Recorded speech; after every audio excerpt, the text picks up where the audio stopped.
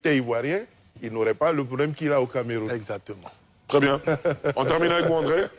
Alors, le problème de Camto, c'est que on lui a tout simplement dit que un autre avait déposé, excusez-moi de ne pas rire, Allez-y. avait déposé sa candidature à la place de son parti politique.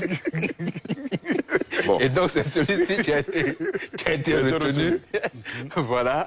Il arrive, on dit, bon, monsieur Dieudonné Yebga, qui était l'ancien président donc, de son parti, a été le premier donc à déposer la candidature au nom de ce parti dont il avait été déjà viré. Et donc, c'est lui qui sera le candidat. Et il peut même être candidat indépendant. Du parti de monsieur Camto. Alors, pour être plus sérieux, Paul Biya, il a été nommé Premier ministre pour la première fois, j'étais même pas encore né. Voilà, il est au pouvoir. Ça, je veux dire, sa durée au pouvoir est plus vieille que plus de la moitié de la population camerounaise. Plus de 43 ans au pouvoir. Et l'espérance de vie au Cameroun, c'est 64 ans. Donc plus de la moitié des Camerounais ont connu Paul Biya comme leur président. Voilà. Et c'est quoi le Cameroun? C'est une croissance moyenne du PIB à 3,3% contre 6,5% pour la Côte d'Ivoire. C'est un indice de perception de la corruption, 140e sur 180 pays. En Côte d'Ivoire, nous sommes 69e. C'est un budget de 7 317 milliards. En Côte d'Ivoire, c'est 2 fois plus, 15 000 milliards. C'est un pays, contrairement à ce qu'on dit, qui n'est pas stable. C'est faux. C'est l'insécurité au nord. Donc, en fin de compte, pour reprendre l'expression donc de l'un des anciens conseillers de M. Paul Biya, M. Christian Eloka Penda, il a dit on n'est pas dans une démocratie, on est dans une satrapie. C'est lui qui le dit. En tant que Camerounais, je me sens humilié, insulté, piétiné, ridiculisé. En tant que Camerounais, je me sens sali. Quand j'écoute ces gens parler, je les écoute dire ce qu'ils disent sur mon pays, parce qu'il ne s'agit pas seulement de Camto, il s'agit d'un système. Quand je vois comme ils parlent de mon peuple, vous savez, les Camerounais, plus de 60% de la population sont nés, ils ne connaissent que Paul Biya. Donc ils n'imaginent même pas le monde autrement qu'avec Paul Biya. Ils sont nés dans la satrapie. Donc, plus de 80% des Camerounais sont nés avec l'huile de la sardine dans la tête. Ils vont donc tirer leur pays vers le bas. Est-ce que vous vous rendez compte qu'on parle de nous comme d'un peuple condamné à disparaître? On parle de nous comme d'un peuple condamné à disparaître. Le monsieur à côté dit que c'est Camto. Camto a le problème qu'il a là, parce qu'il est Camerounais. S'il avait été Ivoirien, il n'aurait pas eu ce problème. Homme politique du Cameroun, est-ce que vous voyez à quel point nous sommes dans l'effondrement? Même dans le RDPC, ils n'ont plus de dignité. Même la moindre dignité. René Sadi, militant du RDPC, membre du RDPC, regardez où vous amenez la chose que nous avons en commun, le pays. Monsieur René Sadi, regardez où vous avez amené le pays. Nous sommes la risée du monde entier. Du monde entier, René Sadi. Monsieur Bétia Somo, nous sommes la risée du monde entier. Le peuple se moque de nous. Le monde entier se moque de nous. Le monde entier se moque de nous, Bétia Somo. Regardez ce que vous faites du pays. Regardez ce que vous faites de notre pays. Notre magnifique pays est devenu un cirque. Il est devenu un cirque. Obligé de t'appeler Bétia Somo. Avec un peu de dignité. Tu es ministre de la Défense. Ton travail, c'est de défendre le pays. Regardez ça. Regardez ça. Regardez comment on parle de notre pays. J'ai tellement honte. Mon Dieu, je ne sais pas. Aïe, aïe, aïe, c'est pas possible. je vais... Non. C'est pas normal. C'est pas normal. Nous sommes un peuple, nous sommes un pays. On ne peut pas être réduit à ça. On ne peut pas avoir totalement été réduit à ça. Non, les gars, on ne s'est jamais autant moqué de moi de ma vie. Nous sommes la risée du monde. Nous sommes devenus la risée du monde, Mr. Famendongo. Nous sommes devenus la risée du monde, Grégoire Owona. Grégoire Owona, voilà où vous avez amené le pays. Voilà la perception qu'on a du pays. Parfois, vous vous levez, vous parlez de la Côte d'Ivoire. Là, ce monsieur vient de faire une petite comparaison. Petite comparaison entre le Cameroun et la Côte d'Ivoire, mais c'est le jour et la nuit. C'est le jour et la nuit. C'est-à-dire que pendant ce temps, la jeunesse camerounaise est en train de faire le prank de TikTok avec un président TikTok sur TikTok. C'est-à-dire qu'il y a toujours un moment où le gouvernement crée ce qu'on appelle la zizanie, la destruction.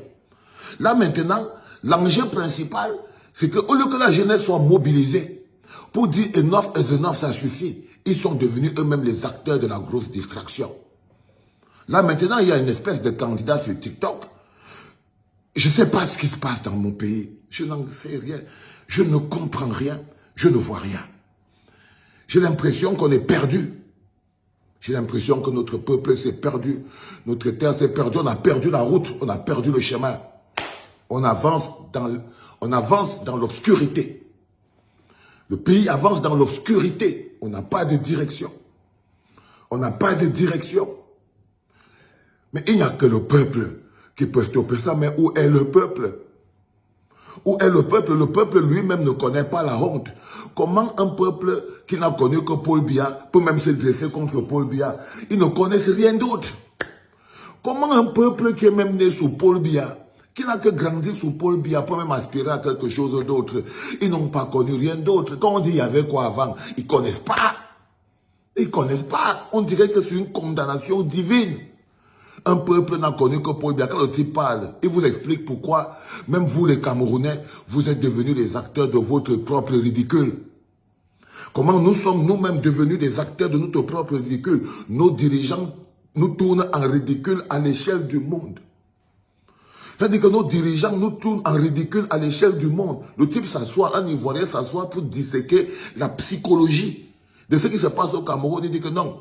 Si Kamto avait été ivoirien, il n'aurait pas eu ce point de vue, parce qu'ils ont affiché la liste électorale nationale, et ils respectent le code électoral national, et ils se battent dans la légalité pour pouvoir, comme ils peuvent arriver à quelque chose. Il vous a parlé du budget de la Côte d'Ivoire, c'est le double de celui du Cameroun. Vous êtes misérables, vous êtes pauvres. Les autres pays ont déjà connu plusieurs présidents. Et quand tu arrives en Côte d'Ivoire, ils peuvent te parler de la vie sous Houphouët-Boigny, ils peuvent te parler de la vie sous Alassane, ils peuvent vous parler de la vie sous Bédier, ils peuvent vous parler de la vie sous Gbagbo. Ils peuvent vous parler. Mais vous ne pouvez parler que de la vie sous Paul Biya. Ça veut dire que c'est une maladie, c'est dans les gènes. Vous portez en vous les germes de votre propre destruction. Je me posais la question, pourquoi ces gars sont aussi haineux? Pourquoi ils ne voient pas ce qui se passe? Mais ce monsieur vient de me faire comprendre ce qui se passe. C'est que vous ne connaissez pas le monde. Vous ne connaissez pas la vie. Un peuple qui ne connaît la vie que sous le règne de Paul Biya est un peuple qui a été condamné à mourir, disparaître. Condamné à mourir, disparaître. Parce que vous ne voyez pas comment on se moque de vous. Vous ne sentez même plus la honte. Un peuple qui est né sous le régime de Paul Biya, la première chose qu'il a perdue, c'est l'honneur. Génération 82, totalement déshonoré. On joue notre pays sur la corde des candidats que vous voyez eux-mêmes qu'aucun d'eux ne mérite de diriger ce pays-là. C'est-à-dire quand vous voyez les candidats que nous avons, qui ont été soigneusement sélectionnés par Ngongo, Chantal Biya et Paul Atanganji. Quand vous voyez les candidats qui ont été soigneusement sélectionnés par Ngongo, Chantal Biya et Paul Atanganji, c'est pour se moquer du Cameroun. Regardez ce qui se passe avec le type Yebka. C'est pour vous montrer que vous n'êtes rien.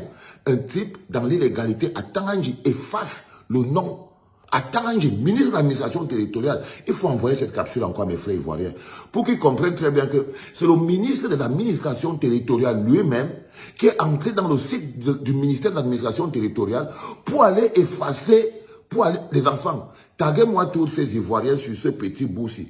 Ça ne s'est pas passé autrement.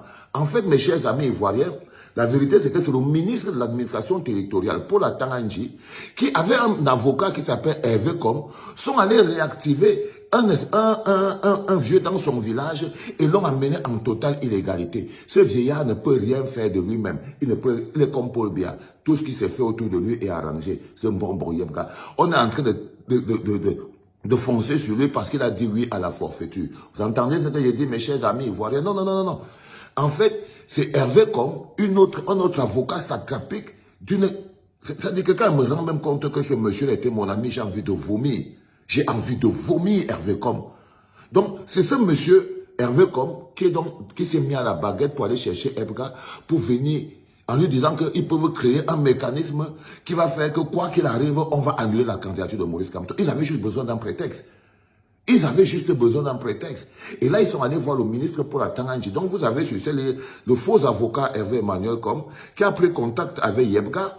Il a dit à Yebga qu'il suffit qu'on crée le flou, ne t'inquiète pas, on s'en fout, même dans l'illégalité, ça va passer. Il est parti voir Yebga sous ordre de Paul Atanganji. Et Paul Atanganji, pour faire passer la pilule le jour de l'élection et entrer lui-même, la seule chose qui lui restait à faire, c'était d'aller effacer le nom de Anissé Ekane pour mettre le nom de Yebga. Une seule personne pouvait le faire, c'est le ministre de l'administration territoriale. En temps normal, Paul Atanganji devait être en prison, Yebga devait être en prison, Hervé Emmanuel Com devrait être en prison. Parce que voilà les bonhommes qui sont là sur la ligne de cette forfaiture. Mais ils avaient juste besoin de donner quelque chose à leur complice de Elekam, que ce soit vrai ou faux, pour effacer. Donc la multicandidature qui était en même temps pour l'UPC, en même temps pour l'Univers, en même temps pour le RDPC, n'a eu de valeur que sur le Manidem. Parce qu'en fait, tout ça, c'était un motif créé dans le but de stopper la candidature de Maurice Kamto. Donc, ne dites pas qu'il est venu mettre... Non, c'est le ministre lui-même qui a violé le site internet de l'administration territoriale. C'est le ministre de l'administration territoriale lui-même, Paul Atanganji, qui a encore violé le site de l'administration territoriale pour venir insérer le nom d'effacer le nom du président du Manidem pour mettre ce nom de M. Yebga. Le ministre lui-même, c'est pas un film. C'est pas un film. Le ministre a lui-même violé son site internet. Le site internet du ministère dont il a la charge. C'est lui-même qui l'a violé. Donc, on est dans une illégalité. C'est parce que le pays lui-même fonctionne dans l'illégalité. Quand un ministre peut lui-même violer le site internet, si les institutions du pays fonctionnaient, un procureur l'aurait déjà pris. Mais même les institutions du pays sont des sous-sections du RDPC. Donc, le peuple est en totale captivité. Ils ne sont pas seulement en captivité physique, ils sont aussi en captivité dans leur tête, comme vous l'avez bien dit. C'est qu'un peuple qui n'a connu que Paul Biya peut aller sur TikTok pour chercher son président. Parce que pour eux, ils ne connaissent pas ce qu'on appelle la valeur d'un pays. Ils n'ont jamais été éduqués à connaître un pays, à sentir un pays, la fierté d'appartenir à un pays. Ils ne ressentent même pas ce qui se passe en ce moment comme une humiliation. Ils sont dans les bars. La première chose que Paul Biya a détruit, avant tout, c'est le peuple et leur rapport avec le Cameroun. C'est-à-dire que les Camerounais n'ont pas d'amour pour le Cameroun. Ils aiment rester là. Si c'était les histoires de couper-décaler, vous allez voir qu'ils allaient sortir pour venir faire le concours de danse. Mais là, maintenant, ils ont recommencé à jouer. Là, ils sont sur TikTok avec un bonhomme qui a été, je sais pas de quoi, je ne sais même pas quoi dire sur ce truc. Ils sont sur TikTok en train de faire les cons. Pendant ce temps, nous sommes la risée du monde. Je vous aimerai toujours, les gars. Je me battrai toujours, toute ma vie. Je me battrai toujours comme je peux. Parce que je pense personnellement que le peuple, Dieu ne peut pas avoir créé un pays aussi magnifique pour le faire sombrer dans les abîmes. Je ne peux pas penser que c'est nous qui avons été maudits, que Dieu a créé notre pays magnifique là pour le voir sombrer dans les abîmes de l'enfer comme on est en train de le faire. C'était papa.